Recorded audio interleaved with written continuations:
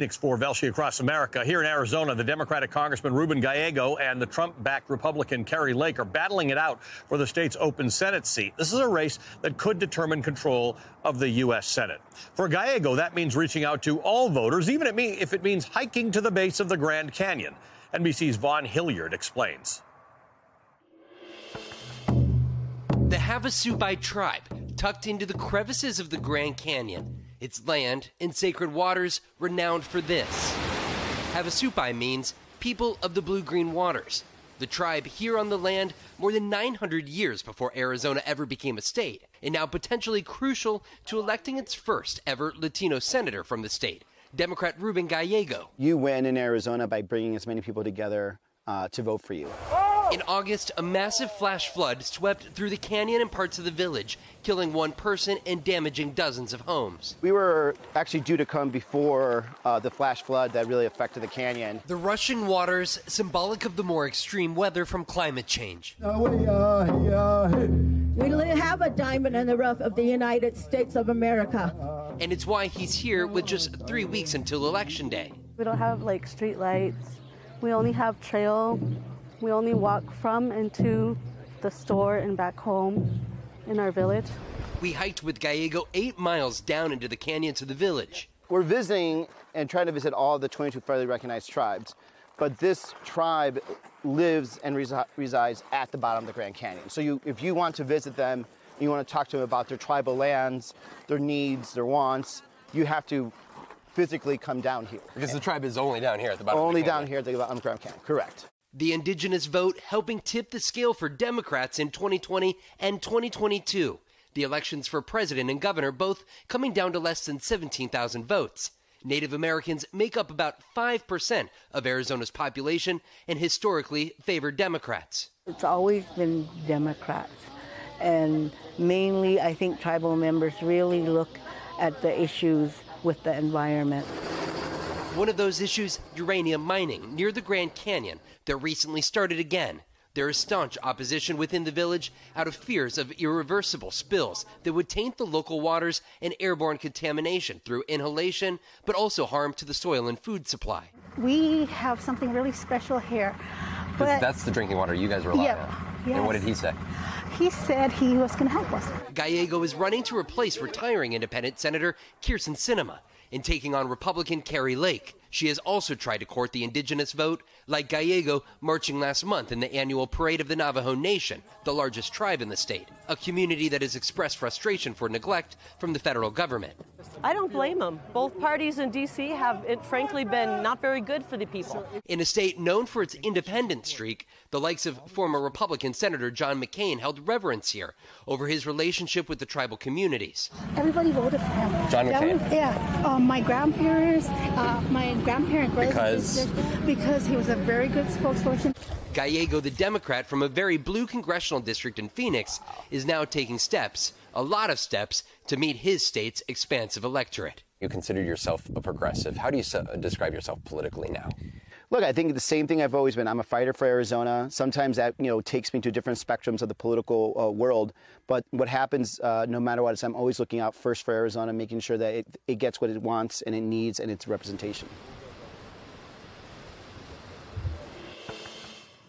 Some excellent reporting from NBC's Vaughn Hilliard. Joining me now is the Arizona congressman himself, Ruben Gallego. He's the Democratic nominee for Arizona's open U.S. Senate seat. Nice to see you in person. Nice to see you. Thanks for having me. Let's talk about this state. You heard some of the conversation that I had with those voters here in Phoenix, Republicans and Democrats. In this particular case, they were all voting for Vice President Harris and Tim Walz, and all voting for you. In fact, your race has now become, you've got I want to say a comfortable lead. I don't think candidates ever... No comfortable lead until I win, actually, no, yes. That's right. Yeah. But you're outside of the margin of error according to polling. Yeah. Tell me what's going on in the state right now, because the whole country is looking at certain particular states this year, including this one. Look, Arizona is an independent-minded state. We're very Western. Want to be a free state, and I think a lot of people are seeing the stakes of this election, realizing that there's only really one way to go, and that's to make sure that you don't get people like Kari Lake and Donald Trump elected. Especially when it comes to abortion rights. It's on the ballot this year, and we had a very big scare at the beginning of this year when they tried to take us back to an 1864 abortion ban that had no exceptions for rape or incest. So People are voting their conscience and for their freedom this year. Yeah, in fact, the Republicans on my panel were pointing that out, that this state's history of republicanism and conservatism suggests perhaps smaller government, and they don't think that these abortion restrictions fit in with their theoretical view of what conservatism is. Absolutely. I think Democrats, Independents, and Republicans all agree that we want personal freedom, and they're not seeing that on the ticket from the other side. Right. The other issue, and I know because you're talking to a lot of Republicans, I do, yes. There's a lot of your support is coming from Republicans. This constant election denial. Remember, your opponent has not conceded her last race for governor from 2022. That is seeming to really be rubbing people the wrong way. Well, look, it rubs people the wrong way because we are used to good government here.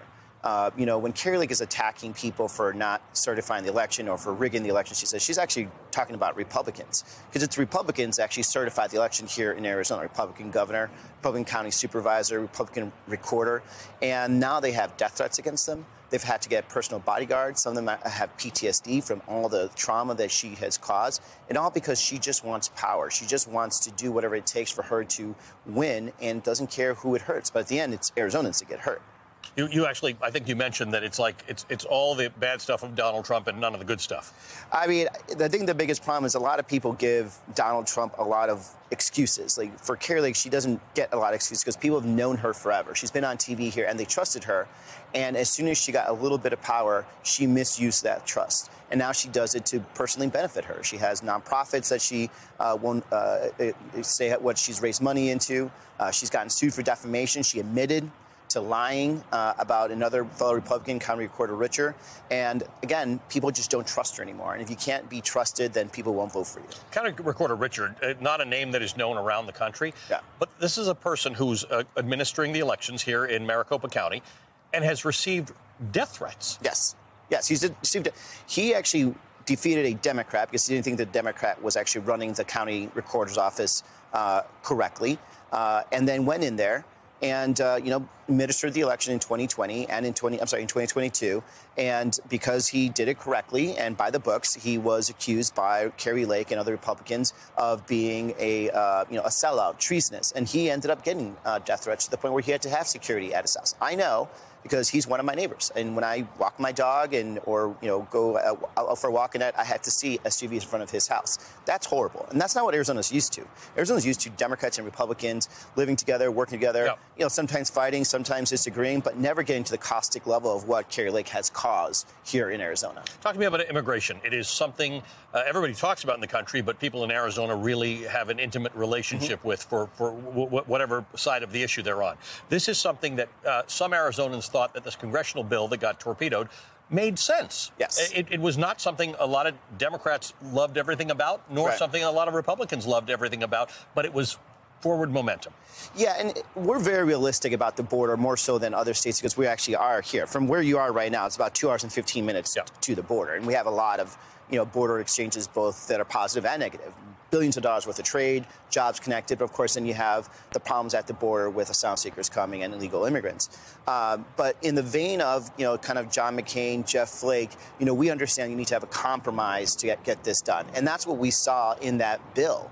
That it wasn't perfect, but we need to get something done, and we're going to let politics get in the way. And that's when it was like cynical and craven politicians like Kari Lake who said absolutely not. And the only reason they did it, it's not because they didn't think it was a good enough solution or they didn't think that they thought there's a better bill coming later. It's because they need a border problem. Yeah. But they need the border problem for political reasons, but yet our border communities are still hurting every day.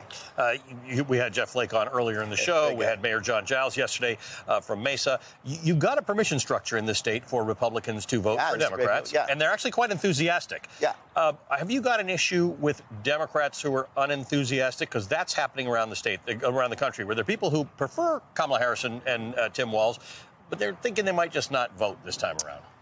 Well, I would say there has been a marked difference since Vice President Harris got into this race. We do see a lot more excitement. I see it at the doors. I see it in our offices, people volunteering.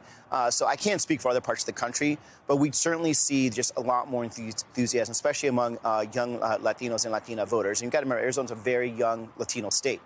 So I don't see that happening. I do think that, Arizona, you got to remember, there's 200,000 more registered Republicans than Democrats in Arizona. Right. So we have to have a full coalition of winning. We have to have excitement from our base voters, as well as we have to have crossover support from independents and Republicans. And why Vice President Harris is still in the hunt here and tied in a lot of polls and or winning is because she's being able to put that coalition together. Ruben Gallego, good to see you. We've had many conversations, but it's nice to finally meet you. Welcome to my backyard. I live a mile away from here. We love this state. Now we'll be back. Thank you. Yes. Ruben Gallego is a Democratic congressman running for Senate in Arizona.